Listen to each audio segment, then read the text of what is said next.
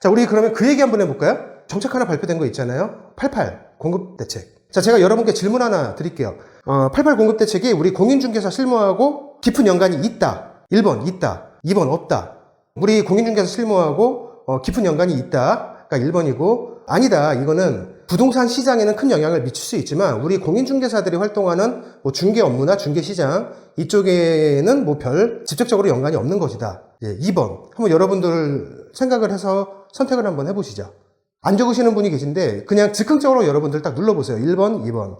뭔가를 이렇게 골랐다가 차라리 틀리는 게 그래도 뭔가 있어 보여요. 아무것도 이제 안 고르면은 그거보다는 골랐다가 틀리는 게 있어 보이죠.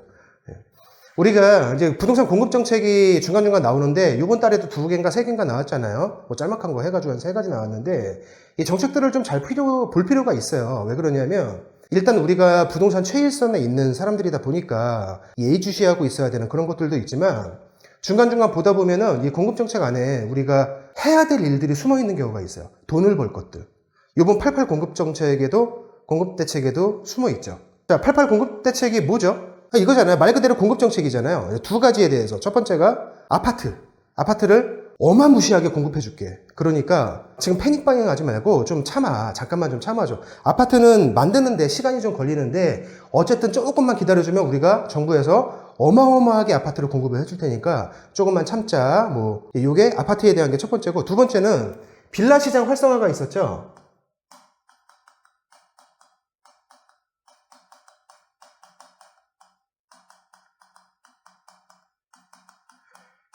우리 공인중개사들이 돈을 벌 그런 힌트가 여기에 큰 게 지금 하나 숨어 있어요. 뭐 간단하게만 좀 말씀을 드리면 빌라 시장 활성화 정책에 맞는지는 모르겠는데 이 정책이 나올 때 2가지 얘기가 나왔어요. 뭐가 나왔냐면 전 월세 무제한 공급이 있었죠. 근데 요거는 우리 공인중개사들하고 사실 상관없어요. 전월세 무제한 공급은. 요거는 이제 공공임대를 공급하겠다는 거니까 요거는 상관없습니다. 자, 근데 정부에서 전월세를 무제하게, 공공임대로 무제하게 공급하려면 뭐가 있어야 돼요? 주택이 있어야죠. 주택이 많이 있어야 무제한 공급을 할 수 있잖아요. 주택이 무제한으로 있어야 전월세를 나라에서 무제한으로 공급해 줄 수 있잖아요. 그래서 요때 같이 나온 멘트가 뭐냐면 신축 빌라 무제한 매입이 나왔어요. 신축 빌라 무제한 매입. 새 빌라를 짓기만 하면 무제한 매입해서 전월세를 무제한 공급해 주겠다. 이제 이게 나왔었죠. 근데 요것도 사실 우리 공인중개사가 끼어들 수 있는 판이 아니죠. LH에서 신축 빌라를 무제한 매입하는 거, 요것도 우리 공인중개사가 끼어들 수 있는 일이 아니죠. 그죠? 그러니까 이제 신경을 안 쓸 수가 있는데, 자, 잘 생각해 보세요. 일단, LH 얘기 나온 김에 요거 먼저 보죠. LH 공공임대. 공공임대에는 보통 이제 3종류로 우리가 나누는데, 첫 번째가 건설임대가 있죠. 두 번째가 매입임대가 있습니다. 글자는 대충 쓸게요. 세 번째가 전세임대가 있죠.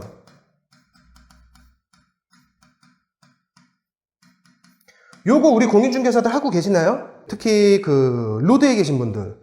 요거는 민간 전세를 LH가 자기들이 임차인으로 먼저 들어가서 임차인으로 계약을 해서 신청자들한테 다시 저렴하게 공급해 주는 거잖아요.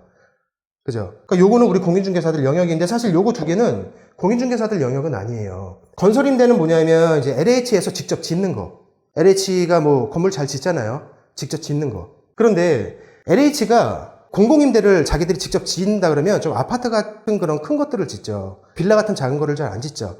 빌라 같은 거는 어떻게 해결하냐면 사요. 돈을 주고 LH가. 신축 빌라 지어진 거를 돈을 주고 LH가 사요. 그게 매입임대죠. 자, 요 매입임대에 지금 우리가 돈 벌 게 숨어 있는 거예요. 자, LH가 매입임대를 공공임대로 어쨌든 간에 공공임대로 LH가 전월세를 무제한 공급해 주려면 신축 빌라를 살 수밖에 없단 말이에요. 그런데 건축하는 사람들이 신축 빌라를 LH에 매각할 때 우리 공인중개사를 통하지 않아요. 자, 요거 제가 여러분께 간단하게 좀 설명을 드리면 소규모 건설회사가 있습니다. 소규모 건설회사가 신축 빌라를 만들죠.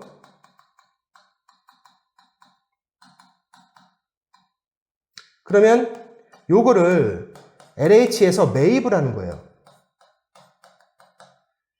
LH에서 매입해가지고 요거를 공공임대로 이제 일반 사람들한테 쫙 저렴하게 임대를 해주는 거죠. 나라에서 주는 공공임대. 여기에는 우리 공인중개사가 끼지 못하죠. 여기에는 끼지 못하죠. 근데 이 빌라들을 전문적으로 짓는 소형 건설회사가 신축 빌라를 지려면 뭐가 있어야 되겠죠? 땅이 있어야죠. 빌라 질 땅이 있어야죠. 매도인이 가지고 있는 어떤 땅을 건설회사가 매수를 해야 된단 말이에요. 그죠? 요게 우리 공인중개사의 영역이라는 거죠. 요게. 자, 그런데 최근에 한 1, 2년 동안은요, 이 건설회사들이 전부 다 거의 뭐 망해가는 수준이었어요. 왜냐하면 아파트를 좀 짓거나 이런 것들은 괜찮았는데 좀 큰 대형사들은 그래도 많이 잘 버텼는데 빌라가 너무 인기가 없어졌잖아요. 최근에 전세 사기 막 대형 이슈들 많이 터지고 빌라에서 많이 터지니까 인기 없어지죠. 게다가 빌라 같은 경우는 또 뭐가 있죠? 임차인이 들어갈 때 전세 대출이나 전세 보증보험 이런 거에 좀 약간의 좀 불편하잖아요. 그죠? 그러다 보니까 사기도 많이 일어나고 시세도 잘 모르겠고 파악도 잘 안 되고 아파트처럼 그렇게 딱딱 시세가 나오는 게 아니니까 진짜 사기당하기 딱 좋고 실제로 사기가 많이 발생하고 뭐 전세 대출이나 전세 보증보험 이런 것도 조금 아파트나 이런 거에 비해서 어렵고 그러니까 이 빌라들이 인기가 뚝 떨어지면서 세입자들이 빌라를 잘 찾지 않아요. 그러니까 빌라가 안 팔렸단 말이에요. 그래서 건설회사, 이 빌라들을 전문으로 짓는 소규모 건설회사에서 빌라를 지어봤자 팔리지가 않아. 그러니까 못 짓는 거예요. 그게 지금 최근에 한 2년 정도 있었던 일이거든요. 2, 3년 전까지만 해도 빌라를 건설회사에서 지면은 그냥 나라에서 웬만하면 다 사줬어요. LH에서. 그때는요, 땅 보러 다니는 건설회사들이 굉장히 많았고 거기에 붙어서 돈을 굉장히 많이 번 공인중개사들이 되게 많아요. 근데 지금은 그때보다 더해질 거예요. 왜? 전월세를 무제한 공급하겠다고 아예 보도자료를 내버렸거든요. 뭐를 통해서? 신축 빌라 무제한 매입을 통해서. 자, 지금 이 건설회사들 입장에서는요, 최근에 1, 2년 동안 너무 경기가 안 좋고 이래가지고 뭐 진짜 이거 이제 파산인가 막 이러고 있던 찰나에 지금 하늘에서 동아줄이 딱 내려온 거예요. 특별한 하자만 없으면 웬만하면 지금 다 사준대. 자, 그러니까 이 사람들 지금 착공을 어마어마하게 이제 앞으로 시작을 하겠죠. 더군다나 나라에서 사는 건 정말 매각하기가 쉬워요. 그럼 이 사람들이 지금 뭐하냐? 건설회사가 뭐하냐? 지금 땅 찾으러 다니고 있어요. 누구를 통해서? 공인중개사를 통해서. 그러니까 여러분들 특히 필드에 계신 분들 토지 작업하셔야 됩니다.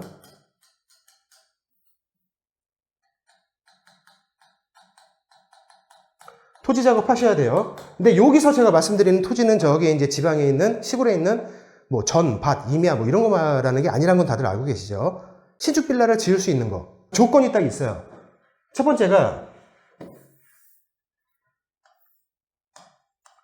번째가 도심이어야 돼요. 다행히 우리 멘토링 클럽에 계신 분들은 시골에서 이제 뭐 컨테이너 박스 딱 놓고 이렇게 땅 이렇게 크게 동그랗게 써놓고 그거 하시거나 뭐 전원주택 전문으로 하시는 분들은 거의 안 계시니까 다들 도심에 웬만하면 계시죠. 도심에 있는 교통이 좋은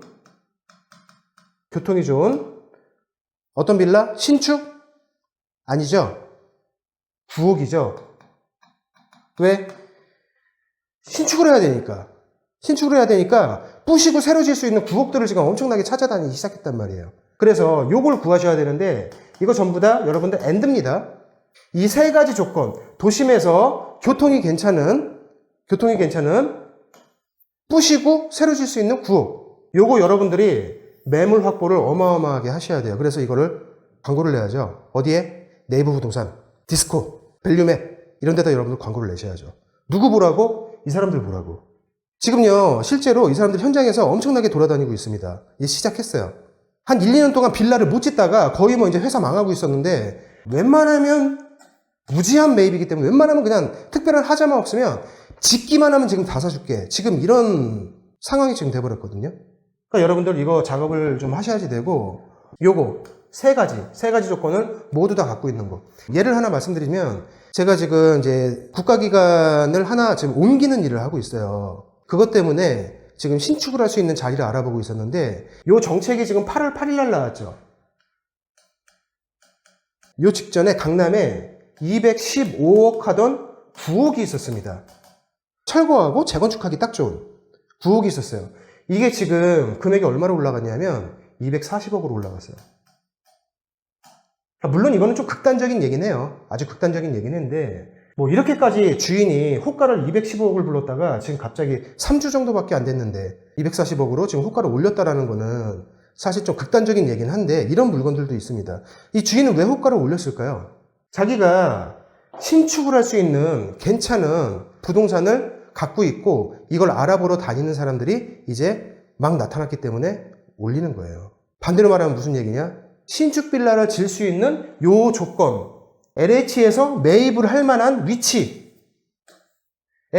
부시고 새로 져도 전혀 아깝지 않은 건물이 있는, 그러니까 여러분들 요거 작업을 지금 하셔야 된다는 거예요. 요게 88 대책 중에 숨어있는 우리 공인중개사들이 들어가야 되는 틈새 중에 하나인데, 사실 이게 말이 틈새지 어마어마해요. 여기 이 시장이 2년 전 3년 전에 지금 나라에서 그 당시에 이전 정부였죠. 공공임대를 많이 넣어준다고 하면서 신축빌라 LH에서 그 많이 매입할 때 그때 그거 땅 작업 전문으로 하셨던 공인중개사분들이 있어요. 특히 서울에서 그거 하셨던 분들은요, 그때 한 1년 정도 동안에 돈을 어마어마하게 벌었습니다. 근데 지금 그때하고 비슷한 정도가 아니라 그때보다 훨씬 지금 큰 시장에 와요. 우리 중개사가 움직이기에. 자, 근데 이 얘기를 하면은 이제 이런 분들 계시죠. 이런 생각을 충분히 하시는 분들 계세요. 아, 근데 이거는 로드 부동산들에는 좀 해당이 될 수도 있어. 근데 나는 아파트 입점 부동산이니까 안 돼. 이제 이런 분들도 계실 수 있어요. 그렇지 않다고 생각합니다, 저는. 아파트에 입점해 있다고 해서 아파트만 하시라는 법은 없잖아요. 그죠? 예를 들어서 내가 우리 이쪽 아파트 단지에 있는데 여기 아파트 단지 내 상가 1층 여기에 있는데 그렇다고 해서 여기만 할 필요는 없잖아요. 시간을 오전 중에가 보통은 조금 덜 바쁘니까 상대적으로 오전 중에 뭐 1시간 반, 2시간 반 정도 빼가지고 임장을 다닐 수도 있단 말이에요. 우리 대부분 다 강의를 들으신 분들이니까 제가 일반 빌라들 건물주 어떻게 찾는지 여러분들 제가 다 강의에서 알려드렸잖아요. 그죠? 그러니까 여러분들 건물주하고 소통하고, 그리고 매매 생각 없으신지, 혹시 뭐 매각하실 의향은 없으신지 건물주 찾아가지고 여러분들 이 작업을 지금 하셔야 돼요. 자, 여기서 아파트 단지에 있다고 하더라도 차로 한 10분, 15분 정도 그 이동거리 안에 보면은 분명히 여러분들 웬만하면 주택단지들이 있을 거예요. 나는 아파트 단지 안에 있어, 나는 입점 부동산이야 라고 해서 딱 그 안에만 계시려고 하지 마시고, 이거 되게 여러분들 굉장히 좋은 기회 중에 하나거든요. 우리 공인중개사들한테는. 그러니까 이럴 때 특히 도심에 계신 분들은 좀 밖으로 나가면서 주택단지나 이런 것도 여러분들 좀 많이 작업을 좀, 그렇다고 이 일을 빼고, 여기서 하고 있는 일을 빼고 그걸로 돌아서라는 얘기가 아니라 여기서 조금만 여러분들이 시간을 어떻게든 조금만 내셔가지고 플러스 알파 작업을 한번 해보세요. 중개보다 빌라를 짓고 싶은 생각? 네. 지으면 좋죠. 그러니까 이제 중개를 해서 돈을 모아가지고 빌라를 줘야죠.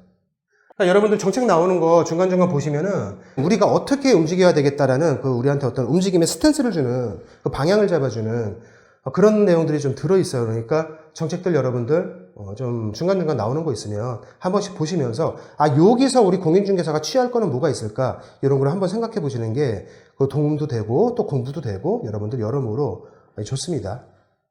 다시 적어드릴게요. 중요하니까. 도심에 있는